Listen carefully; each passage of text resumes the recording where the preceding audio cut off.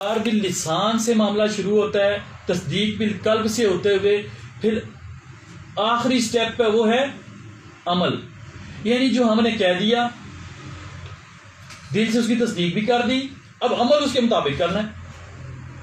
یہ ہے مسلم۔ 3 شرائط ہیں کلمے کی، پہلے اقرار، پھر تصدیق دل سے، پھر اس کے مطابق عمل۔ اب آج ہمارا عمل اس نالائق بیٹے کی طرح ہے، باپ پیاسا بیٹھا ہے اور باپ کہہ رہا ہے کہ بیٹا مجھے پانی پلاؤ۔ بیٹا کہتا ہے کہ ابا جی میری جند میری جان، ابا جی میں آپ پہ قربان، بیٹا پانی پلاؤ۔ ابا جی آپ بیٹھ گئے، آپ نے بولنا بھی نہیں، جان دوں گا آپ پہ۔ اچھا باتیں تو وہ کرتا رہتا ہے لیکن والد کو پانی نہیں پلاتا، تو کیا ہم کہیں گے کہ وہ تابعدار بیٹا ہے؟ نہیں، وہ کہے گا میں عاشق بھی ہوں، میں جان بھی دیتا ہوں، میری جان سے عزیز میرے والد صاحب، سارے ڈائلاگ وہ کہہ دے گا۔ آخر میں جب وہ پانی نہیں پلائے گا تو ہم کہیں گے کہ یار دیکھو کتنا بڑا فراڈی ہے، اپنے باپ کو بھی معاف نہیں کرتا، اس کے ساتھ بھی چل لسانی سے کام چلاتا ہے، وہ پیاسا اس کی پیاس بجھانے کے لیے کچھ نہیں کرتا۔ آج اس نالائق بیٹے کی طرح آج ہم ہو گئے۔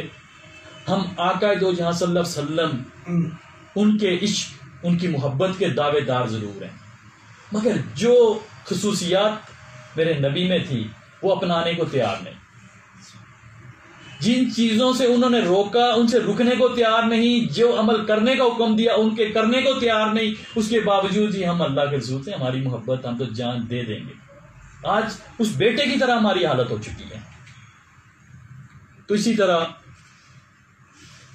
بہت سی اللہ کے رسول صلی اللہ علیہ وسلم کی ایسی سنتے ہیں جن کو ہم نے آج بلا دیا۔ بلانے کا نتیجہ یہ ہوا آج امت مسلمہ دنیا کے اندر دوسرے نمبر پہ، سب تمام اقوام کو ایک طرف کر دیں اور مسلمان ایک طرف کر دیں، دوسرے نمبر پہ بڑی قوم ہے مسلم۔ لیکن اس کے باوجود جس قدر ہم ذلیل ہیں دنیا کے اندر کوئی شخص نہیں۔ اس کی وجہ یہ تھی اللہ اکبر محمد رسول اللہ صلی اللہ علیہ وسلم کی تربیت، جس کو عملی طور پہ ہم نے اقرار باللسان کیا، تصدیق بالقلب کی، اس کے بعد عمل کی طرف ہم نہیں آئے۔ عبداللہ بن مسعود رضی اللہ تعالیٰ عنہ ایک صحابی رسول، خطبہ جمعہ چل رہا ہے، یہ تشریف لا رہے ہیں، جہاں جوتے اتارے جاتے ہیں دروازے سے ایک پاؤں اندر ہے ایک باہر ہے۔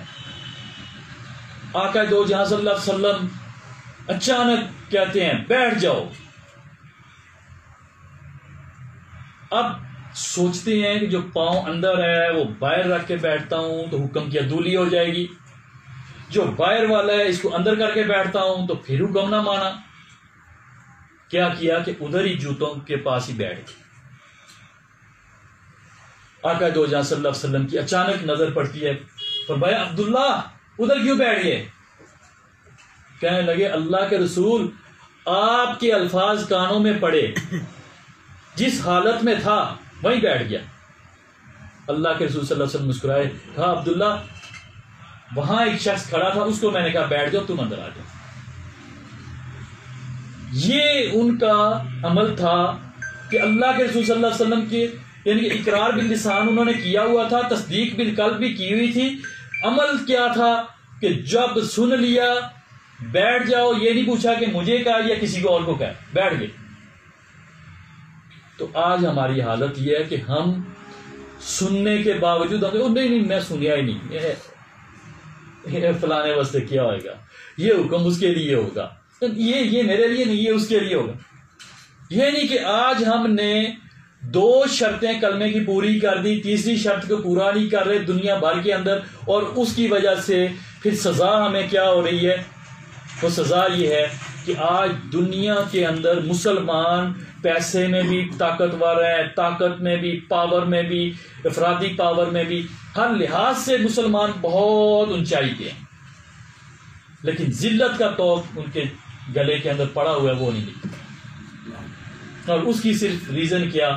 دین سے دوری. کلمے کے 2 حکم تو مان رہے ہیں, تیسرا جو عمل کا تھا وہ نہیں کر رہے. نتیجہ یہ ہو رہا ہے کہ آج ہم لوگ ذلیل ہو رہے ہیں, اور دنیا بھر کے اندر ہم اکثریت ہونے کے باوجود ایک اقلیت سے بھی کم لیول پہ آ کر ہم رہ گئے ہیں. تو اللہ تعالیٰ سے دعا ہے اللہ تعالیٰ ساری دنیا کے اندر مسلمانوں کی مدد فرمائے. ساری دنیا کے اندر مسلمانوں کو سب سے پہلے اللہ تعالیٰ ہم جو ادھر اکٹھے ہوئے ہیں اللہ تعالیٰ وہ قبول کرے, ہم سب کو عمل کی توفیق عطا فرمائے. اللہ تعالیٰ ہمارے تمام نامہ اعمال کے اندر جہاں کہیں لغزش ہو گئی اس کو معاف فرما دے, اور ہمیں ایسا بنا دے کہ اس کے محبوب محمد رسول اللہ صلی اللہ علیہ وسلم کے ہم دوست بن سکیں, کہ کل قیامت کو ہم ایسے ہوں کہ محمد رسول اللہ ہمیں خود بلا کر اپنے پاس کھڑا کریں. اللہ رب العزت سے دعا ہے کہ یا اللہ ہمیں ایسا بنا دے جیسا ہمیں تو پسند کرے. بے شک. جزاک اللہ.